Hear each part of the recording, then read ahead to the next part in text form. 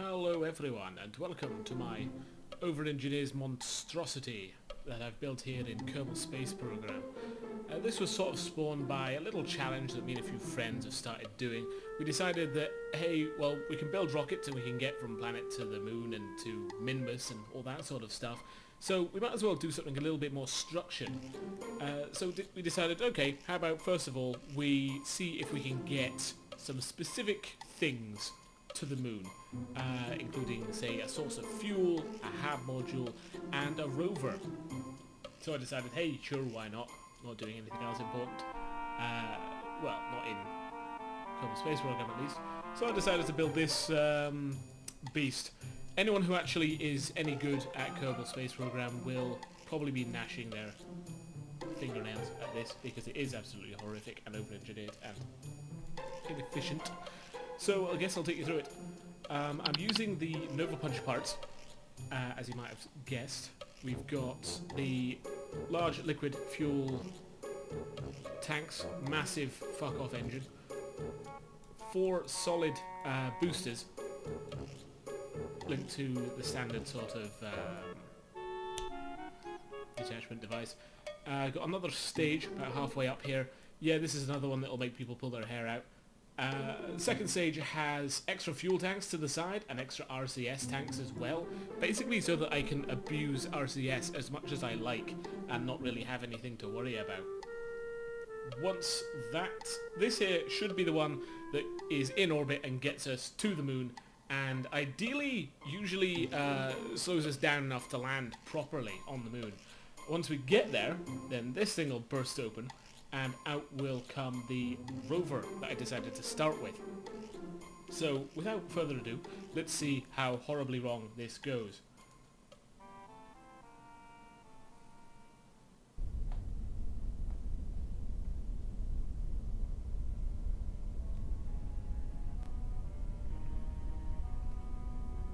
Alright, let's give it a second to settle, as it tends to. Previous editions of this rocket here didn't actually have any of these struts connecting, making for some really nasty wobble up in about the middle. Could still take off, but it just looked ridiculous. So what I was looking to talk about here, before I was drowned out by that goddamn engine, was the construction of the rocket. Pretty conventional to start with, really. We've got the 4 solid boosters and the liquid engine, which go off at the same time. Massive fuel canisters on the main engine, smaller on the solid boosters, so obviously they'll eject off first and then allow just the original stage to head up, bring us into orbit. Each of the 4 boosters has parachutes on it as well, something I've got in the habit of, basically because the Kerbal team were saying that in the future we'll be looking at doing missions, earning money, spending it on parts, that sort of thing. And someone sort of suggested that if we were able to recover parts, for example if they hit the ground and explode, then we'd be able to get money back for that sort of thing. So, getting in the habit just now. As it happens, we're coming up on running out of fuel for these solid boosters here. There we go. And jettisoned. Which is good. Sometimes the exhaust from the engine kind of destroys them, so it makes the parachute thing completely pointless. Let's see here.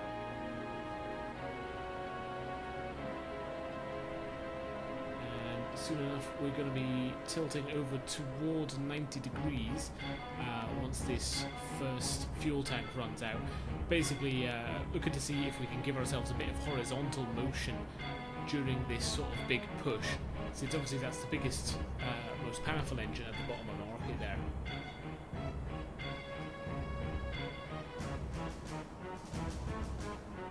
There we go, tilting up just a bit.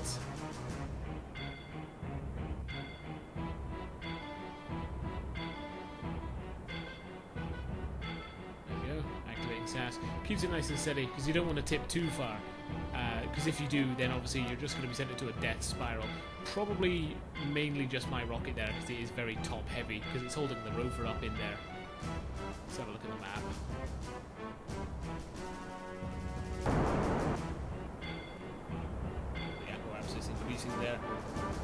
usually get this between 90 and 130 or so. I'm not that bothered about the exact height, just as long as it's up above, well above 70. There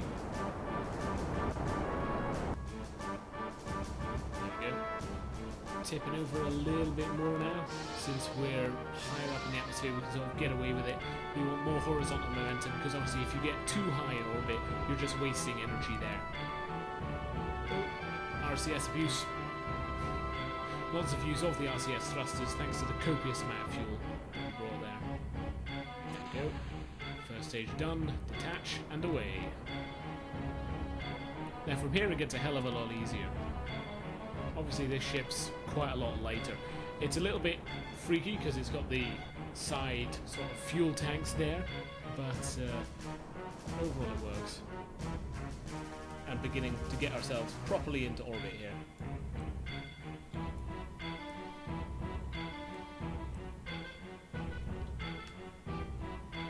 RCS abuse. I just get the impression that doing this way is completely wrong. Like I really shouldn't be using this much RCS. But you know, hey, it's a lot quicker than just using the SAS.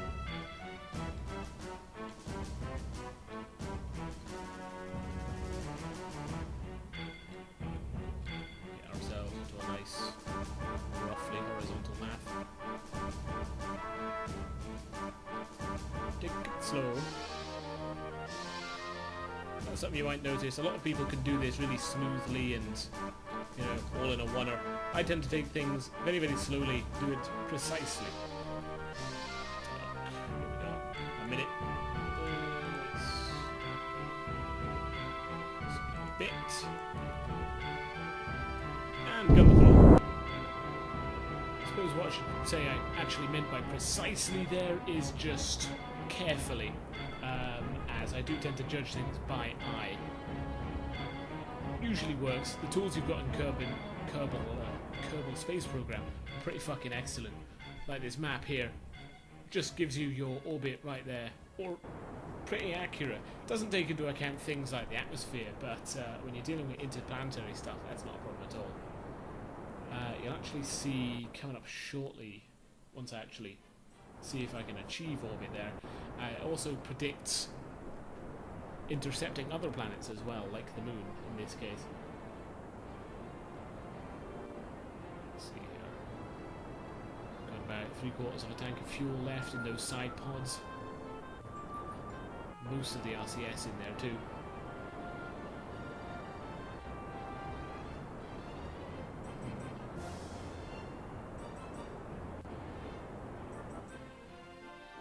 Getting there, getting closer to achieving orbit. For anyone who hasn't played Kerbal before, which I'm sure might be some of you, basically the blue line there is the orbit of my current ship. When it expands big enough to be a circle around the planet, then I'm sorted. Pretty simple stuff overall.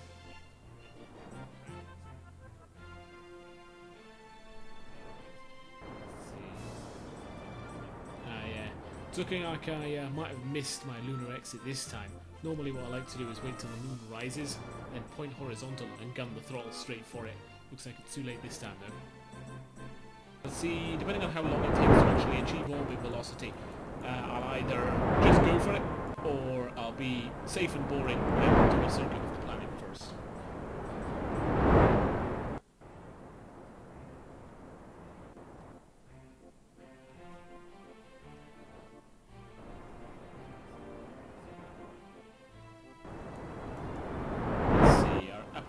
Is currently at about 125,000. A nice, relaxed, unassuming orbit. 125, 151. Well, there's only 25 kilometers in it. It's not that bad. Could be a lot worse. As you can see, things are a lot messier up here. We've got debris from some of the last rockets. The Mark III rocket there. Mark II. I think there's the Mark IV around here. Oh yeah. Splashdown bits and bobs. Oh yeah, and some bits over there too. Okay. So, time acceleration. There. quick circuit round the planet.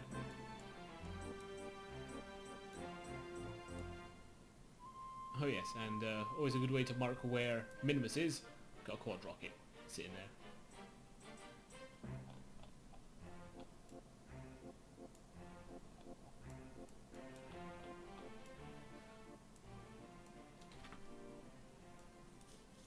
Righty-ho. Getting there. Oh, so yeah, something I haven't seen very much of. A north to south orbit. Oh.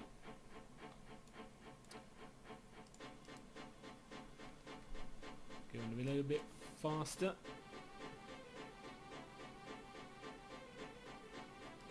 Right then. Let's do this by eye, the old-fashioned way. And with RCS abuse. Plenty of RCS abuse.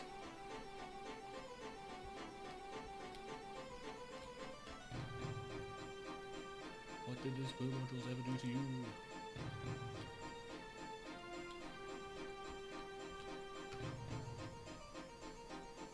Here comes the moon.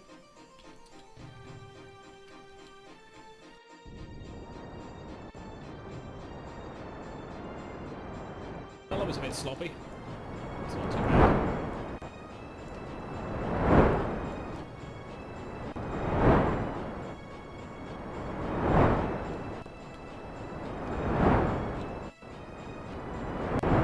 Right then. So we'll see this apoapsis increasing in height from the planet. And we're wanting it to be between about 10 to 12 million kilometers away from the planet. And that'll get us into orbit around the moon. Or, well, at least a flyby.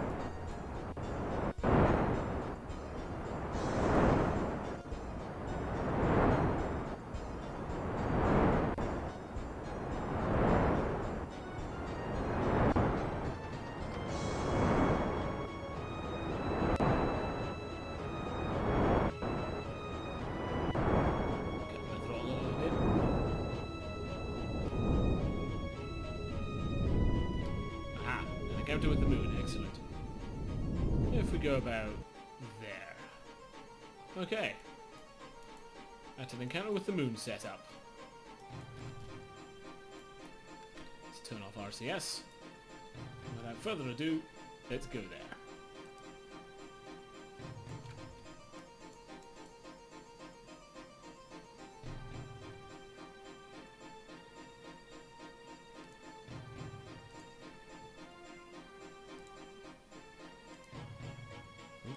There. This is a bit of an experiment running Fraps in this game at the same time. Seems to be holding out okay so far.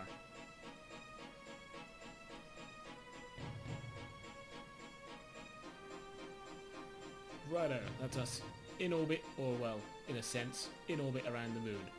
Let's slow this right the fuck down. And we're not quite on a flat orbit because our takeoff trajectory wasn't perfect. But it rarely is with me, to be quite honest. Let's go for a bit more RCS abuse and bring ourselves around to begin a slowdown burn.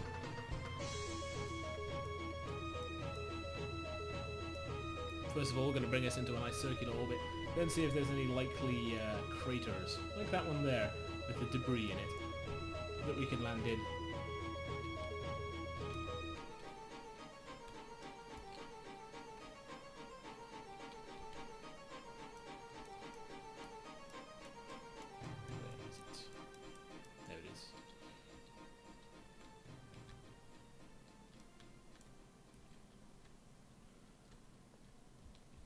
Okie doke.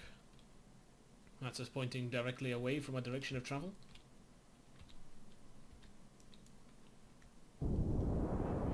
And gun on the throttle.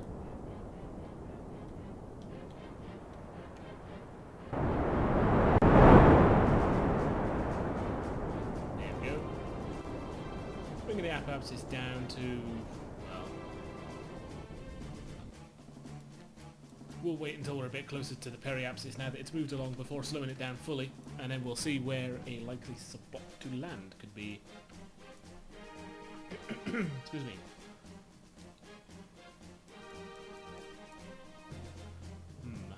About 1/3 of a tank of RCS fuel in each of these. Wondering if I should just ditch them.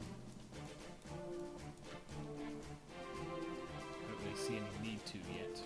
They add extra weight, which means manoeuvring is harder, but they have RCS fuel, so... Hey, I guess it sort of balances out. We'll jettison them once they're empty.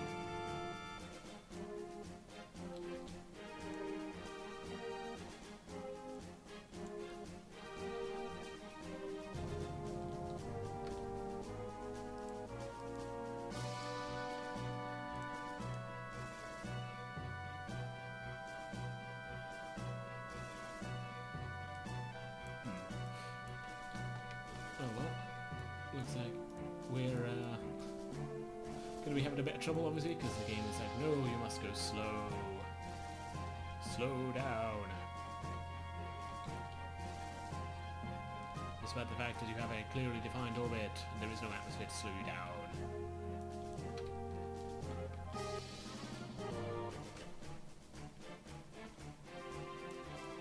Move this around.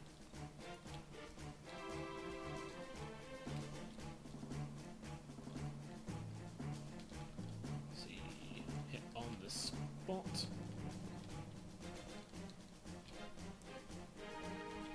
Good. Just to get some jiggles. Rotate around to be... have the moon below us. As if it really matters. It's a little bit easier to orient yourself that way.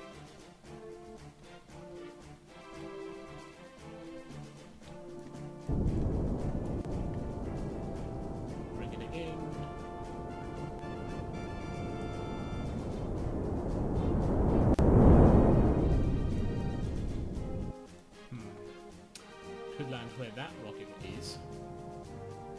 Close enough to it. Actually, I think I might do that. Or, in that really interesting crater right there, the big ridge that goes away down it. I always thought that thing looked a bit like an eye. More so than any of the others, at least. Maybe I'm just crazy. In any case, it's right next to the periapsis, which means we'll be going at our highest speed. But, I'm really not that worried about fuel economy, to be quite honest. We've got another tank of fuel. Yep, we've got another tank of fuel on this stage here. Let's see, yep, it's a bit with the RCS thruster on it. And only once that's dead will we be jettisoning this. The RCS fuel on that is almost empty, and I've got another tank, so I think actually what I'll do is eject down, and then bring our slightly lighter craft, which in theory will use less fuel to slow down, up to here.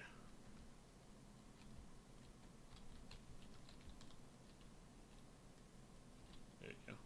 Looks a bit more rocket shaped now, doesn't it? Anyway, no particular rush, so I'm just gonna time warp, let it happen.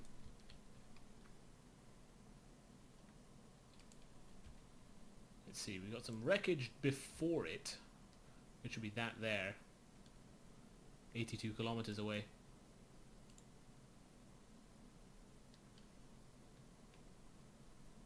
Wow, I really am quite close to the surface there, 19 kilometers. Okay, that should be about it. What I'm going to do is start a slowdown burn and see if I can bring the arc of my orbit in to land somewhere in this area. If so, I'll be laughing.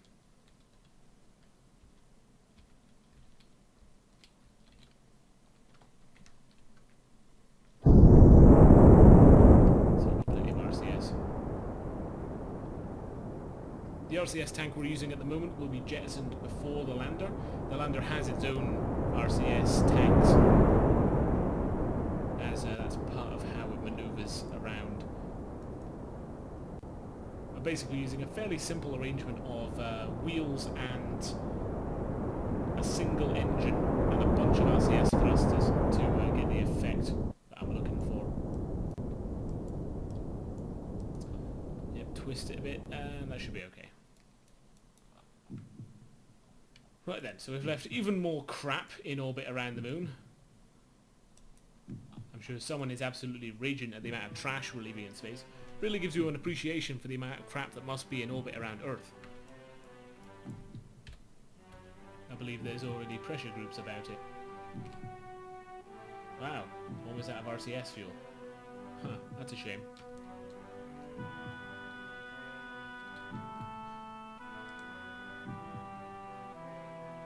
Guess we'll be doing this the hard way.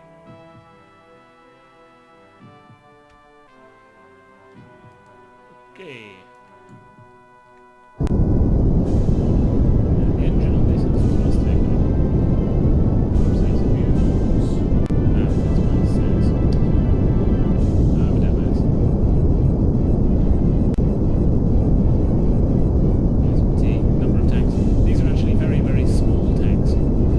There's 8 very small ones and 2 larger ones mounted on the craft itself. Anywhere in this area will do, so I'll begin to slow down right now.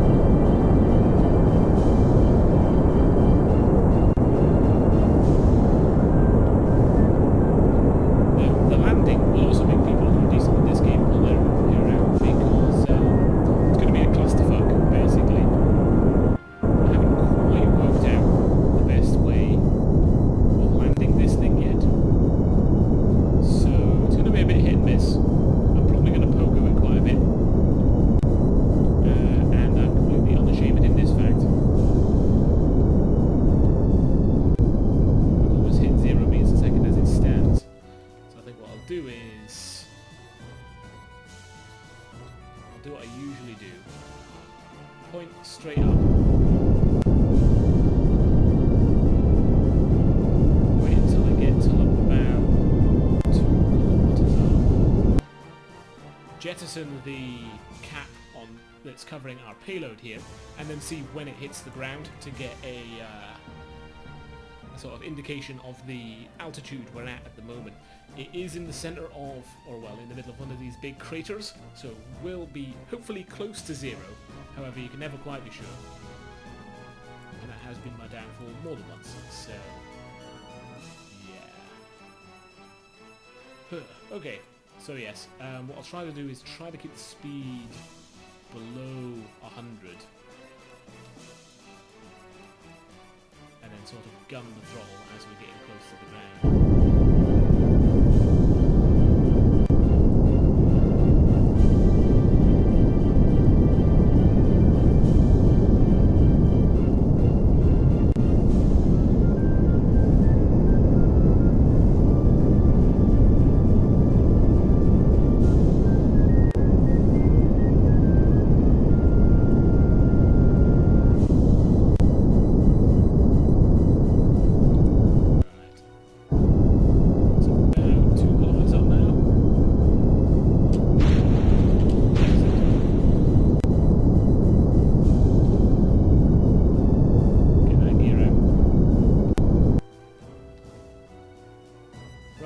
Looking at the distance to these things.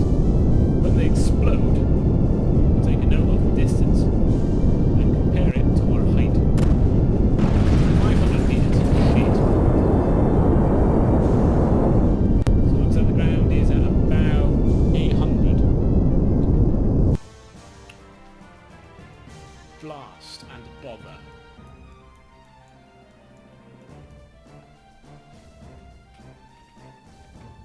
What an imbugrance, as they would say. I'll give you a bit of a closer look at the rover if we survive this.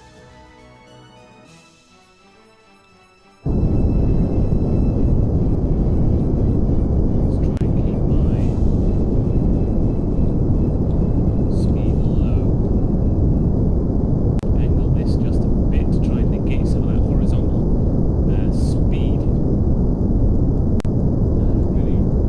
Really should have went on the late side for this.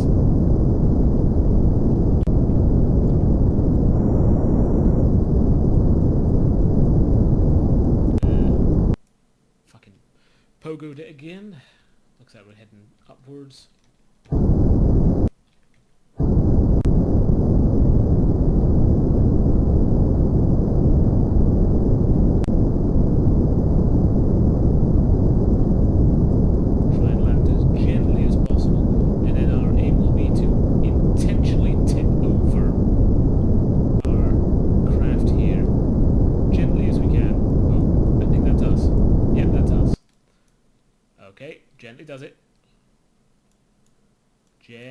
does it.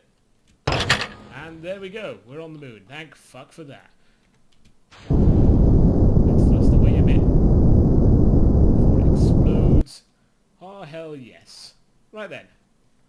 Let me just pump the brakes to bring this to a stop. And there we go. Oh, lovely. So, just a quick overview of our nice little rover vehicle here. We've got 4 of the aerospace landing wheels. Those are, of course, vanilla. A pod here that's actually from the same pack as many of the rocket parts I've been using. In use basically because it looks better. Or at least I think so anyway. It's got windows and things on it. Some thrusters on there for manoeuvring on the ground with our 2 RCS fuel packs. These orange... Oh, let me slow this down again. These orange packs here are also full of RCS fuel, but much smaller. And I've got 2 segments here full of normal fuel, along with a very small engine just to let us sort of move around. I believe I'm actually upside down at the moment. I am. So my controls are actually reversed. That's the thing. It can roll on any of its 4 sides, but depending on what side that is, the controls will be inverted or rotated to any sort of angle. Generally easiest way to get around, or the safest way, is just to use the thrusters here. Well, H is always thrust backwards, which is nice. Obviously, we'll eventually run out of fuel, but then again, so would any vehicle. Can also use the thruster here if you want to cruise, because you can set that to a very, very low thrust. Don't try very high, because Jesus Christ, this thing will flip and crush the command module at a moment's notice. Also, braking is a bit of a nightmare. You have to really just tap the brakes, lest it flip over. So it's a bit front heavy, I'll say that much. But anyway, so that's a lander, or a rover on the moon, in, well, the upper part of that big fuck-off eye-looking thing. I'll leave that there, just for, well, just so I can come back to it later.